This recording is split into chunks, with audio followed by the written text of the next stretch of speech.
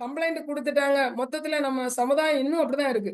பொம்பள கம்ப்ளைண்ட் குடுத்துட்டாலே, அது ஏதோ பெரிய ஒரு தீண்டத்தகாத ஒரு ஒரு பிரச்சனை மாரி ஃபீல் பண்றாங்க. அப்படியெல்லாம் ஒண்ணுமே கிடையாது. எல்லாருக்காக தான் போலீஸ். ரைட்டா? ஆம்பளையும் சரி, பொம்பளையும் சரி. ஆம்பள வந்தா தான் உடனே வந்து இது ரெமெடி குடுப்பாங்க. பொம்பள அப்படி கிடையாது. பொம்பளைங்க கம்ப்ளைண்ட் குடுத்தா, வீட்ல உள்ள ஆம்பளைங்க நீங்களும் அவங்களுக்கு சப்போர்ட் பண்ணணும். ஒரு சின்ன ஒரு எக்ஸாம்பிள்.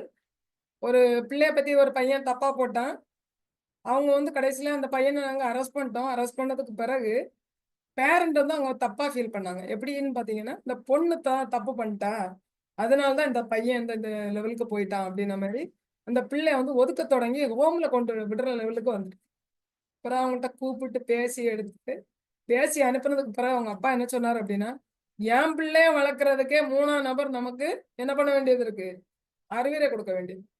தப்பு பண்ணிட்டு வந்துட்டா, ஐயய்யோ! இது பெரிய தப்புன்ட்டு அவங்கள அதிலே போட்டு அடிக்காம, என்ன நடந்துச்சுன்றத அவங்க லைன்லயே போய் அவங்கட்ட கேட்டா மட்டும் தான் அந்த விஷயங்கள்ல உண்மையான விஷயத்த வெளிக்கொண்டு வர முடியும். இல்லன்னா கட்டாயமா ஒரு தப்ப மறைக்கிறதுக்கு அடுத்தவர் போய் சொல்லுவான். அந்த லெவலுக்கு கொண்டு விடுறதே எனக்கு தெரிஞ்சு எல்லா பேரண்ட்டும் தான். நம்ம வந்து என்ன பண்றோம் அப்டின்னா, டீச்சர்ஸ்க்கு மேல பழிய போட்டுட்டு இருக்கோம். பேரண்ட் நமக்கு வந்து எந்த பிரச்சனையும் இல்ல. காலைல 10லேருந்து ஈவினிங் 5 மணி வரைக்கும் அங்க தான் இருக்கான். அடுத்த பார்த்தா டியூஷன் சென்டரு.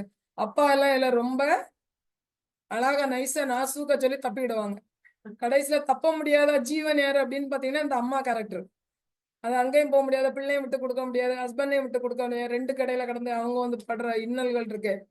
அதனால நீங்க அப்பாவா இருந்தாலும் சரி, அம்மாவா இருந்தாலும் சரி, பிள்ளைங்க சைடுலன்னு ஏதோ ப்ராப்ளமா இருந்து என்னன்னு கேளுங்க.